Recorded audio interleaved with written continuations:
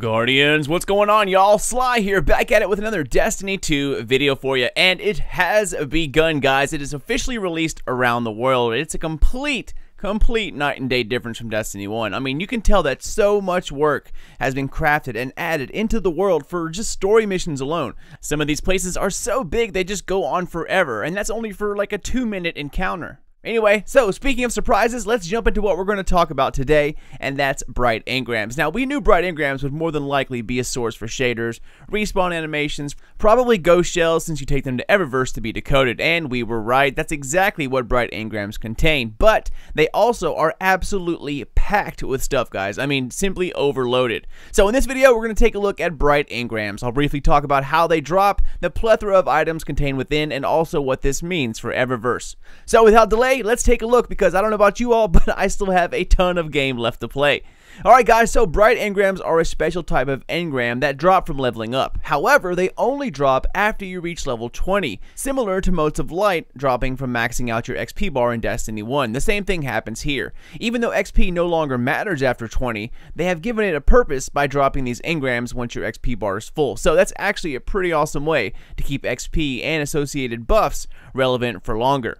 Now here's the catch though, guys. Bright Engrams can also be bought from Tess Everest. So if you don't feel like ranking up that XP bar, silver is your next best option. And judging from how much stuff is in here, getting that one item you really want will be like a 100-to-1 chance. So buying will end up being an easier way to get that special emote, ornament, respawn animation, etc. However, like I said, there is much more within these things. And if you haven't read, it's making Guardians a little salty. We'll hit up on that here in a second. Alright, well, let's take a look at everything available within these Bright Engrams. So as you can see, there are now exotic ships, Sparrows, Ornaments, and Emotes in Destiny 2. My only hope is that there will be other ways and other avenues to acquiring them. But in any case, the featured items are listed on the front page, and exotics sitting at the top, and legendary rares on the bottom. Next, let's take a look at all of the categories. So starting with your top left and working our way right, we start off with armor. Then we have ornaments, ghost shells, emotes, Sparrows, ships, shaders, and then the uneasy one, ship, armor, and weapon mods. So let's head back up top and check out all of the armor first. Now this set here is known as the Optimacy set. You've seen this from recent trailers. The Vex-like Warlock helmet and the ODST-style Titan helmet, along with the large face shield Hunter helmet. The name is the same across all the classes. They are named something of Optimacy. Now, something to take note of is that these drop at a really low level, so you're going to have to infuse each piece. That is, if you can get a piece to drop for you.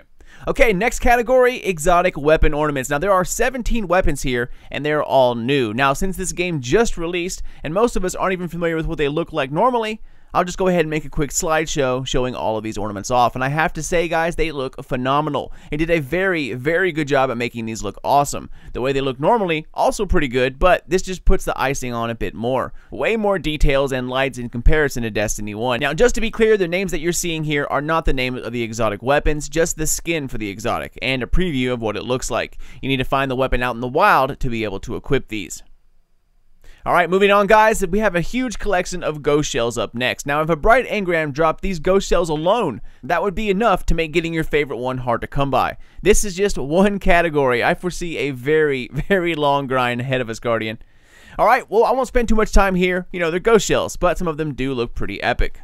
Next, something I was completely surprised to see, emotes, but only because there are a new class of emotes, exotic ones. The blues and legendaries are nice, you know, but nothing surprising and nothing we haven't really seen before. However, the exotics, let's take a look at those. First up, 6-shooter.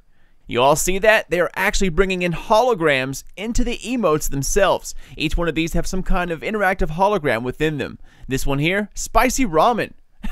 Then we have a flip out where we chuck the table across the field, and then finally my favorite, oh so favorite, salty. Oh yeah, now that is one worth buying right there. If there is anyone worth buying, it's definitely it. Next up, let's take a look at Sparrows, y'all. Now, since there are so many of them, I'm only going to go over the exotic versions or the ones that are above the rest. As you can see, Sparrows have a different shape in Destiny 2. Even the lower tier ones still keep that more wing-like appearance. As for exotic Sparrows, there are 3 of them in total. We have Vanishing Point, Dynas Emrys, and then finally Hastilude, which is my favorite so far. Now, don't forget that shaders can also be applied to Sparrows as well, so they are customizable from what you see here. Next up, let's move on to ships, and y'all, there is a ton of them here. The class-specific ones are legendary, but of course, exotics is where it's at. So, starting on the left-hand side, we have Ariana's Vengeance. After that, Symmetry Flight, then Takanome's Wings, and if you look hard enough, there's some kind of lighting or paint that fades away in and out. It's pretty cool. Next, an odd-looking beast called Ego and Squid. Then we have Bandwagon, which is absolutely terrible in my opinion, and our final exotic here is called Rose and Bone. And finally, let's get to the big topic here, guys, and those are mods. At the bottom, we have the transmat effects that we've seen throughout the EDZ gameplay videos a few weeks ago. For the most part, they're just colored variations of one another, but there are a few unique ones like Cabal Arrival, Vex Arrival, Taken Hive, and Fallen Arrival. Unfortunately, you cannot preview them, which is a bit of a downer. And last but certainly not least, we come to the weapon and armor mods. Now, I have a feeling Bungie is going to hear about this one, guys. Microtransactions that help with weapons? Never an easy topic to talk about. Anyways, let's go ahead and take a look. First up, we have chest armor mods that help with class abilities. And the first one up, Arc Paragon mod. Abilities charge faster using an Arc subclass. Next, a leg armor mod that charges grenades faster when using a solar subclass, and then we have a gauntlet mod that increases your melee ability for Void subclass. After that, we have mods for character stats, mobility, resilience, and recovery. First up, acceleration mod increases mobility of the armor, allowing you to move faster. Then we have a leg armor that increases health recovery, and finally a helmet mod that increases resilience. Next, we have what's called an energy bracket mod. They increase the handling of your equipped weapon. The first one is for energy weapons, second for power weapons. After that, there's one power reload speed mod called Power Munitions Loader. It improves reload speed for power weapons. And then the last one in this row is a chest mod that improves stability for kinetic weapons. So as you can see, they might not be powerful, but once we start combining these into an entire armor set, along with what the sets provide, which could be good perks already, they could provide a very noticeable result. Now, we won't know for sure until we test them. And finally, the last three here are energy weapon mods. You can use these to swap out elements within certain weapons. Now, the only ones we have left to look at are a few at the bottom right on the front page. These are somewhat different from what we just looked at, as in they are random. You can get any one of these mods within this stated category. The first one is called Ability Cooldown Armor Mods. If you get this, you could get a mod that decreases your super cooldown, melee, or grenade cooldown. Next one is a character stat armor mod that will increase your ability, resilience, or recovery. And then we have weapon stat mod. You have a chance to find a mod that helps with stability, handling, or reload speed. After that, another elemental weapon mod to change out the element, and finally a unique one that has to do with endgame vendors. It's known as Bright Dust, remnants of finely crafted items used to purchase new items from certain vendors. Now this could drop you a small, medium, or large gift of Bright Dust.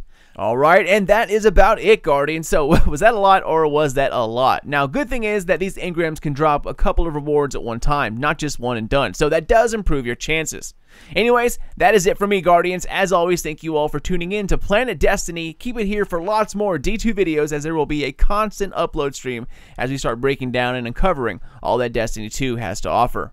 As always, my name is Sly. You can catch me over at Sly Nation on YouTube. Always a pleasure, my friends. And keep those eyes peeled for more D2 content in the very near future. But until then, this is your dude Sly, and I'll catch you all next time.